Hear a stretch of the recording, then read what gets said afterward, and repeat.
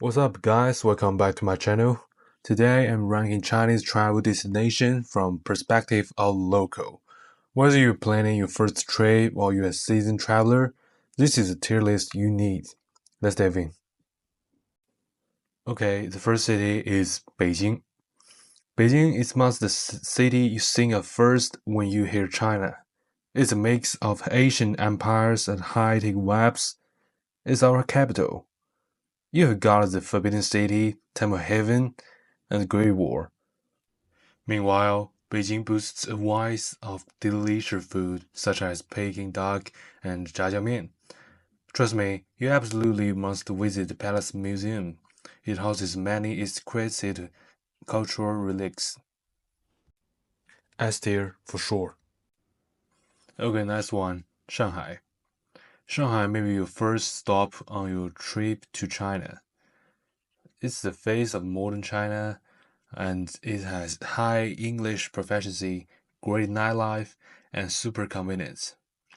But honestly, it lacks deep cultural roots. If you are coming from New York or London, Shanghai may feel a bit too familiar. If you want to go to some unique place or different place, it's not okay. Beat here. Okay, the next one is Shenzhen. You must have seen lots of YouTubers visit city. However, I don't recommend you including Shenzhen in your travel plan. Yes, it's the most futuristic, high-tech city in the world, but just come on, do you want to travel in factories or office buildings? It's not a city for traveling, but for working and living. It's right next to Hong Kong, making it super convenient, and the weather is great. But for travel, sit here. Next city is Guangzhou. Same province as Shenzhen, but with more southern Chinese charm. I wouldn't say a lot about the city because compared to the skyline of Shenzhen or history of Beijing, it's just too normal. By the way, you can eat aesthetic Cantonese kaizen in Guangzhou, which is much cheaper than Hong Kong. Sit here. Next city is Xi'an, the ultimate Asian capital. Xi'an is a city with the highest number of Asian capitals in Chinese history, making it the heart of China's historical and cultural heritage.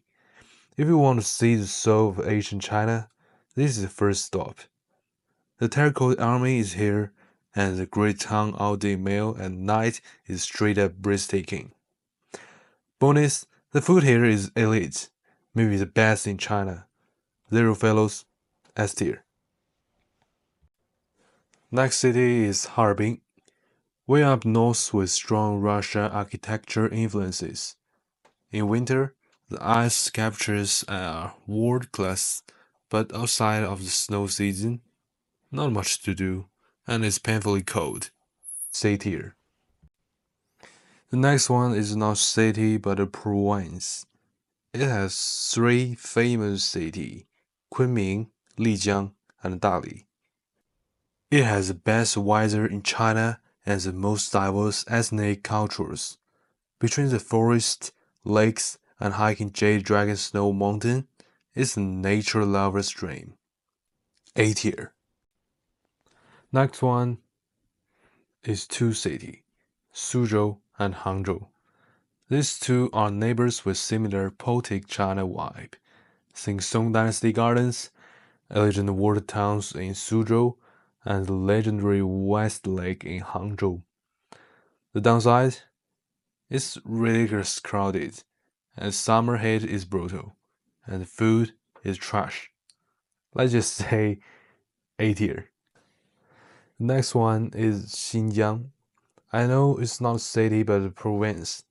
It's the biggest province in China, literally 4 times the size of California.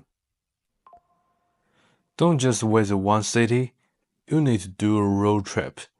The Central Asian landscapes and food are unlike anything else in China. Trust me, the food in Xinjiang is crazy. Pro tip, Keep your camera away from the military zones. You know, guys, that's a sensitive area. S tier. Next one is Tibet, also known as Xizang, the roof of the world, unique mountains, high altitude landscapes, and a culture totally different from the mainland. If you have played Uncharted 2, you will realize what I mean. However, foreigners can't travel solo here. You must join a tour group. Plus, altitude sickness is a real party pooper. Beautiful but restricted. A tier. Next one is Wuhan. Yes, we all know what happens in here. It was famous for COVID-19. But besides the history of the name, is there anything actually fun to do there? Unfortunately, none. D tier. The next one is Chengdu, my personal favorite city in China. It has everything: deep history, stunning views, world-class museums, and the best food scene in the country. And most important is the hometown of Panda. It's very interesting that Chengdu is also known as Gay City in Chinese internet. It's very funny. I will make videos later about it. I actually wanted to go to university here, but my grades weren't high enough. Huge respect for the city. Trust me, just go. S tier, absolutely. Next one is Chongqing. Nice place, but by name. Chongqing is known as the Cyberpunk city. To be honest, this place is simply not suitable for building a city. The geography is insane. You'll be walking on flat ground only to realize you are on the roof of a skyscraper. The last shoes and the spicy hot pot is legendary. And it's B tier. The last one is Sanya. It's in the Hainan province, which is the southeast province in China. Xi'an is known as the Hawaii of China, great for winter beach getaway. But if you're looking for culture or amazing local food, you're in the wrong place. B tier. Okay, that's the list. This was just a high-level overview, but if you want to see a hardcore version with hidden gems and niche sports, let me know in the comments. This is Cryrain. If you have any question about China, drop a comment and I will do my best to answer. Don't forget to subscribe. Thanks for watching.